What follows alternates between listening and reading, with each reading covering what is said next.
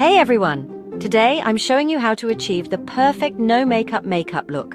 A fresh, natural glow without heavy products. Let's get started. Instead of foundation, I'm using a tinted moisturizer or a serum foundation. This evens out the skin without looking cakey. Blend with fingers for the most natural finish.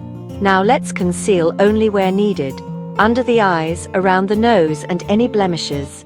The goal is to keep it light and breathable.